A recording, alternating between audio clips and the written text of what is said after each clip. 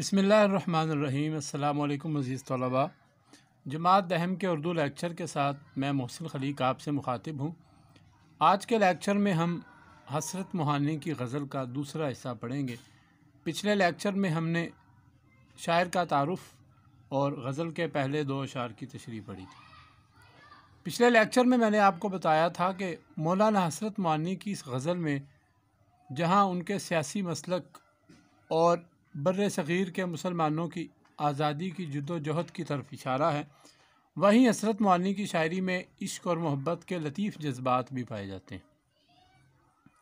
شاعری کے بارے میں کہا جاتا ہے کہ یہ رموز و علائم کی زبان ہے۔ اس میں شاعر علامات استعمال کرتے ہوئے کسی بڑی بات یا بڑے واقعے کی طرف اشارہ کرتا ہے۔ ابھی جیسے آپ کے سامنے غزل کا تیسرا اور آج کے لیکچر کا پہلا شعر، میں درماندہ اس بارگاہ عطا کا، میں درماندہ اس بارگاہ عطا کا، گنہگار ہوں ایک خطا ہو گئی۔ درماندہ ٹھکرایا ہوا، بارگاہ عطا اللہ تعالیٰ کی بارگاہ جس سے ہر کسی کو عطا کیا جاتا ہے، وہاں سے ٹھکرایا ہوا، گنہگار ہوں ایک خطا ہو گئی ہے۔ شاعر کہتا ہے کہ میں گنہگار ہوں، مجھ سے ایک خطا ہوئی ہے اور میں اس بارگاہ کا ٹھکرایا ہوا ہوں جو سب کو عطا کرتی۔ اب اس شعر میں شاعر نے ایک تاریخی بات کی طرف اشارہ کیا۔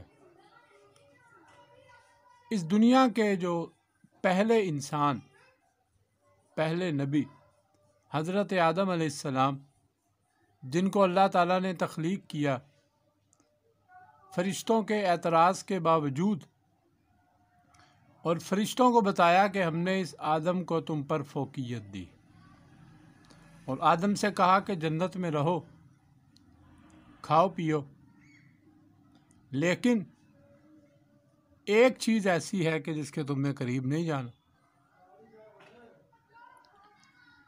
شیطان، جس کے بارے میں اللہ پاک نے قرآن پاک میں کہا ہے کہ شیطان جو ہے وہ انسان کا کھلا دشمن ہے، اور الذی یوسوس فی صدور الناس، کہ وہ انسان کے دل میں وسوسے ڈالتا ہے۔ تو شیطان نے حضرت آدم علیہ السلام کے دل میں یہ وسوسہ ڈالا کہ جس چیز سے تمہیں روکا گیا ہے وہ کھانے کے بعد تم امر ہو جاؤ گے، تم ہمیشہ اس خلد میں رہو گے اور کبھی بھی نہیں نکالے جاؤ۔ آدم علیہ السلام اس کے بہکاوے میں آ گئے۔ حضرت انسان تھے، انسان کی سرشت میں ہے کہ وہ شیطان کے بہکاوے میں آتا ہے اور غلطی کرتا ہے۔ تو آدم علیہ السلام نے شیطان کے بہکاوے میں آ کر غلطی کی، اور اس کا نتیجہ کیا ہوا کہ خلد سے نکالے گئے۔ اللہ پاک نے اپنی بارگاہ عطا سے نکال دیے اور کہا کہ زمین میں اتر جاؤ، اور اب تم میں سے جو میری ہدایت کی پیروی کرے گا تو اس کو دوبارہ یہ جنت ملے گا۔ تو تب انسان کا اس دنیا میں بسیرا ہوا۔ شاعر نے اس بات کی طرف اشارہ کیا ہے کہ انسان کی خمیر میں، انسان کی سرشت میں اللہ تعالیٰ نے غلطی کا مادہ رکھا ہے، لیکن غلطی کر لینا یہ انسان کی فطرت ہے، اور اس کے بعد اس پر معافی مانگنا یہ بہت ضروری ہے۔ جیسے حضرت آدم علیہ السلام کو اللہ تعالیٰ نے دعا سکھلائی تھی، فَتَلَقَّىٰ آدَمُ مِن رَبِّهِ كَلِمَاتٍ فَتَابَ عَلَيْهِ۔ قرآن پاک میں اللہ تعالیٰ نے کہا کہ ہم نے آدم علیہ السلام کو کلمات سکھائے کہ وہ توبہ کریں، انہوں نے توبہ کی۔ تو اس شعر میں شاعر کا اسی بات کی طرف اشارہ ہے کہ بحیثیت انسان غلطی ہو جانا یہ بڑی بات نہیں ہے، غیر فطری چیز نہیں ہے، یہ انسان کی جبلت میں ہے۔ لیکن اس سے بڑھ کر یہ ہے کہ اگر انسان سے غلطی ہو جائے تو اسے یہ تسلیم کر لینا چاہیے اللہ تعالیٰ کے حضور، اور گڑ گڑا کر معافی مانگنی چاہیے، اور اپنی خطاؤں سے برات کا اظہار کرنا چاہیے۔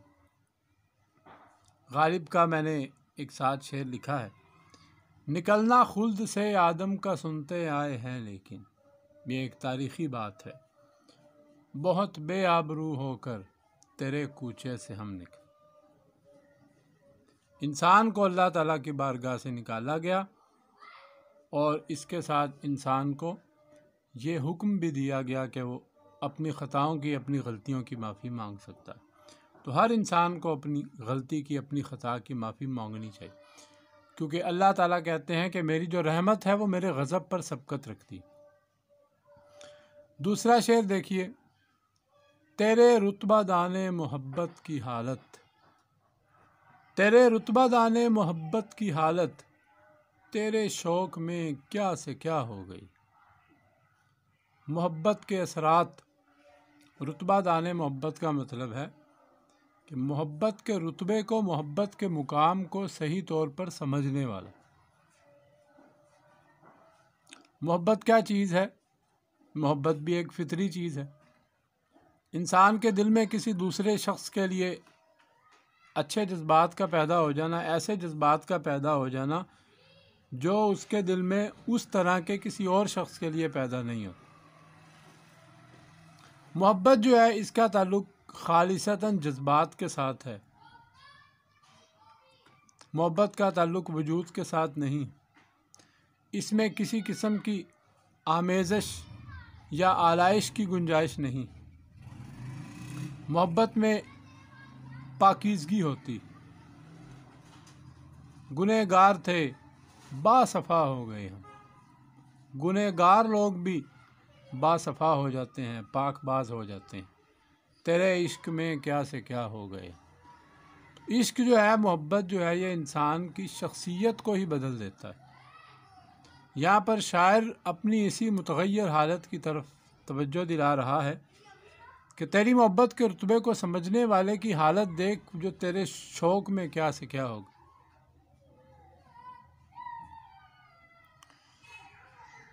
جو راہ غم میں تیرا پائمال ہو نہ سکا، وہ بار یاب مقام کمال ہو نہ سکا۔ اقبال نے کہا تھا، مجھے عشق کے پر لگا کر اڑا، میری خاک جگنو بنا کر اڑا۔ ان اشعار کا مطالعہ کریں تو ہمارے سامنے یہ بات آتی ہے کہ محبت جو ہے وہ ایک بہت ہی ماورائی قسم کا جذبہ ہے، اور محبت کا تعلق پاکیزگی کے ساتھ ہے۔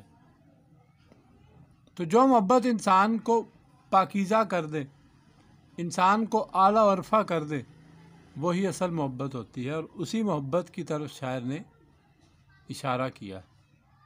تیرے رتبہ دانے محبت کی حالت، تیرے شوق میں کیا سے کیا ہو گئی۔ اس محبوب کے شوق میں انسان بدل جاتا ہے، اس کی شخصیت ہی تبدیل ہو جاتی ہے۔ وہ پہلے کچھ اور ہوتا ہے اور بعد میں کچھ اور ہو جاتا ہے۔ غم کی آنچ جو ہے اس کے دل کو بدل دیتی ہے۔ جو عشق کی کیفیات جب اس پر طاری ہوتی ہیں تو اس کی زندگی کا رخ اور اس کی زندگی کا دھارا ہی بدل جاتا ہے۔ بعض لوگ جنہوں نے عشق حقیقی میں بڑا کمال حاصل کیا ہے، وہ عشق مجازی کے دروازے سے ہی گزر کے آتے ہیں، اور یہ ان کے عشق کی، ان کی محبت کی پاکیزگی اور خلوص ہوتا ہے کہ وہ سیڑھیاں چڑھتے چڑھتے عشق مجازی سے عشق حقیقی کے مقام تک جا پہنچتے۔ تو مولانا حسرت موہانی کی شاعری میں یہ معاملہ بندی اور عشق و محبت کے جو پاکیزہ جذبات ہیں، حسرت خود کہتے ہیں، طرز مومن میں مرحبا حسرت، تیری رنگین نگاریاں نہ گئی۔ رنگین نگاری، جب آپ کسی بھی شعر کی تشریح کرتے ہیں تو آپ اس شاعر کی شاعری کی صفات بھی گنوا سکتے ہیں کہ اس شاعر کی شاعری میں کون کون سی باتیں ایسی ہیں جو دوسرے شعراء سے مختلف ہیں، یا اس کی انفرادیت کیا ہے۔ آخری شعر جسے ہم مقطع بھی کہیں گے، یہاں پر ایک اور چیز قابل وضاحت ہے، میں نے سائڈ پر لکھا بھی ہے، مطلع، مقطع اور تخلص۔ مطلع غزل کا وہ شعر ہوتا ہے جو ایک تو پہلا ہو اور اس کے دونوں مصروں میں ردیف اور قافیہ پایا جائے۔ آپ نوٹ کریں کہ پہلے شعر کے علاوہ جو باقی اشعار ہیں ان کے پہلے مصرے میں ردیف قافیہ نہیں ہے، دوسرے مصرے میں ہے۔ غزل کے پہلے شعر کے دونوں مصروں میں ردیف قافیہ ہوتا ہے اور اس پہلے شعر کو کیا کہتے ہیں؟ مطلع کہتے ہیں۔ اب آ جائیں مقطع کی طرف۔ آخری شعر آپ دیکھیں، پہنچ جائیں گے انتہا کو بھی حسرت، جب اسراء کی ابتدا ہو گئی ہے۔ حسرت معنی کا تخلص ہے، تو غزل کے آخری شعر میں جہاں شاعر اپنا تخلص استعمال کرتا ہے اسے مقطع کہا جاتا ہے۔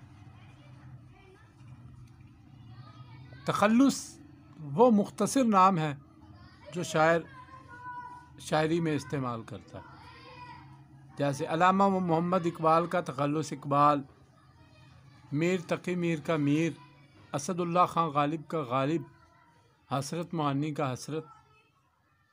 اب آتے ہیں شعر کی طرف۔ شاعر کہتا ہے پہنچ جائیں گے انتہا کو بھی حسرت، جب اس راہ کی ابتدا ہو گئی ہے۔ جب انسان کسی کام کی ابتدا کر لیتا ہے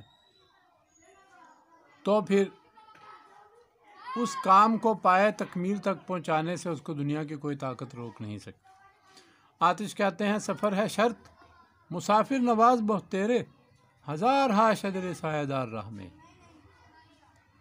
انسان جب کسی کام کی ابتدا کرتا ہے، جب انسان اپنی منزل کی طرف چلنا شروع کرتا ہے تو پھر اللہ تعالیٰ اس کی نیت کے مطابق اس کے لیے راستے آسان کرتا چلا جاتا ہے۔ اکثر اوقات ایسا ہوتا ہے کہ کوئی کام کرنے سے پہلے ہم سوچتے ہیں کہ یہ کام تو بہت مشکل ہے، یہ تو نہیں ہو پائے گا، لیکن جب ہم اس کو شروع کرتے ہیں تو خود بخود منازل اس کی طے ہوتی چلی جاتی ہیں اور وہ آسان ہوتا ہے۔ تو یہ اللہ تعالیٰ کی ایک مہربانی بھی ہے جو انسان کی کوشش کو شرف قبولیت بخشتا ہے، جو انسان کی کوشش کو قبول کرتا ہے۔ اے جذبہ دل اگر میں چاہوں ہر چیز مقابل آ جائے، منزل کی طرف 2 گام چلوں اور سامنے منزل آ جائے۔ منزل کی طرف چلنا، راستے کو اختیار کرنا یہ بہت ضروری ہے، کیونکہ اللہ تعالیٰ نے قرآن پاک میں کہا ہے کہ لیس للانسان الا ما سعی، انسان کو میں وہی کچھ دیتا ہوں جس کے لیے وہ کوشش کرتا ہے۔ تو کوشش کی اہمیت بہت زیادہ ہے۔ اگر آپ کہیں کہ آپ کسی کام کی کوشش نہ کریں اور خود بخود وہ کام ہو جائے تو یہ ناممکن بات ہے۔ اگر آپ نے کہیں جانا ہے تو آپ کو اس کے لیے ٹرین، بس یا کوئی بھی چیز پکڑنی پڑے گی، گھر بیٹھے آپ کبھی بھی نہیں پہنچ سکتے۔ اور اس چیز کا تعلق انسان کے ذوق، انسان کے جذبے کے ساتھ بھی ہے۔ بعض لوگ ایسے ہوتے ہیں کہ جن کو اپنی زندگی میں کوئی نہ کوئی بڑا مقصد، کوئی نہ کوئی بڑی اچیومنٹ حاصل کرنے کا شوق ہوتا ہے۔ اگر وہ حاصل ہو جائے تو اچھی بات ہے، نہ حاصل ہو تو اس میں بھی اللہ تعالیٰ کی کوئی حکمت ہوتی ہے، لیکن اس سے انسان کے ذوق سفر کا اندازہ ہوتا ہے۔ محسوس نہ کر سستی رفتار کو میری، یہ دیکھ مجھے ذوق سفر ہے کہ نہیں۔ تو یہی زندگی کا فلسفہ ہے، کامیابی اور ناکامی کو بالائے طاق رکھتے ہوئے، کامیابی اور ناکامی کے تصور کو ایک طرف رکھ کر جب آپ اپنی زندگی میں کوئی مقصد رکھیں اور اس مقصد پر آپ اپنی پوری جان لگا دیں تو گویا آپ نے اپنی زندگی کا حق ادا کیا۔ لیکن اگر آپ کوشش نہیں کریں گے، محنت نہیں کریں گے تو ظاہری بات ہے کہ مستقبل میں آپ خود کو مورد الزام بھی ٹھہرائیں گے۔ اگر انسان کوشش کرے تو کم سے کم اس کا ضمیر مطمئن ہوتا ہے۔ تو یہاں پر حسرت نے اس حقیقت کی طرف اشارہ کیا ہے کہ جب انسان کسی راستے کی ابتدا کر لے، کسی سفر کو شروع کرے، کسی بھی کام کا آغاز کرے تو وہ پائے تکمیل تک پہنچ ہی جاتا ہے۔ یہ قانون فطرت ہے۔ تو اسی کے ساتھ ہماری آج کی یہ غزل مکمل ہوتی ہے۔ انشاءاللہ اگلے لیکچر کے ساتھ آپ کے سامنے پھر آئیں گے۔ تب تک کے لیے السلام علیکم۔